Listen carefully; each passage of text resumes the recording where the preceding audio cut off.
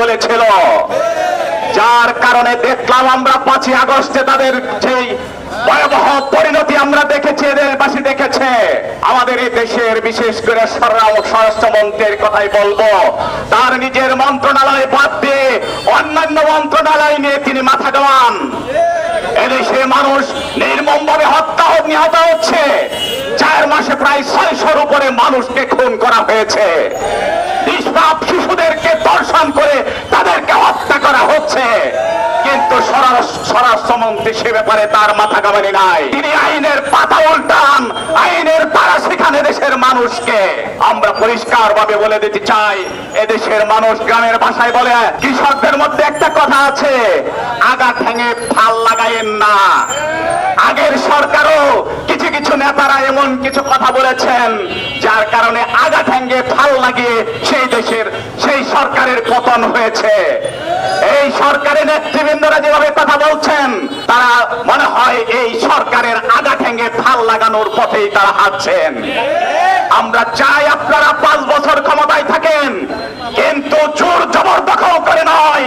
এদেশের মানুষের ভালোবাসা, এদেশের মানুষের দাবি দেওয়া পূরণের মধ্য দিয়ে আপনাদেরকে ক্ষমতায় থাকতে হবে। সেই পরিণতি হতে এদিক সেদিক হবে না। এই টাঙ্গাইলের মাটিতে যেখানে আমরা দাঁড়িয়ে আছি, এর পাশে শহীদ মারুফের শাহাদত বরণ হয়েছে। আমরা সেই শহীদ মারুফের হত্যার বিচার চাই। কিসের ভিত্তিতে?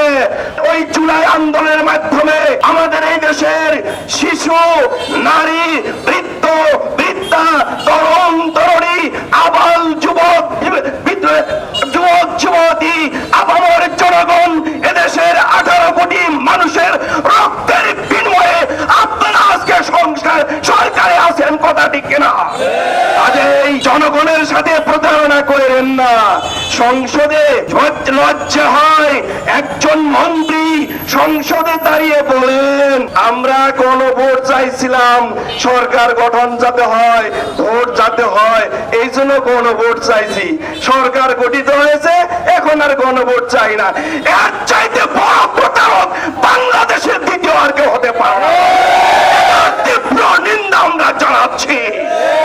আসুন, আগামী দিন আপনাদের সামনে আমরা বলতে চাই, আগামী দিনের ভিতরে, আগামী এই সামনের দিনে কয়েকদিনের ভিতরে আপনারা কোন রায়কে মেনে নিন।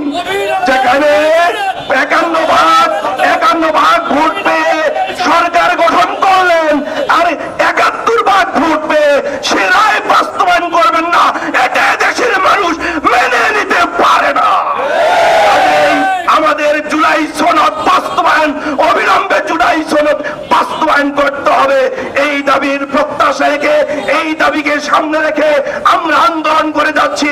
যতদিন পর্যন্ত আমাদের দাবি আদায় না হবে, ততদিন পর্যন্ত রাজপথে আছি, থাকবো ইনশাআল্লাহ।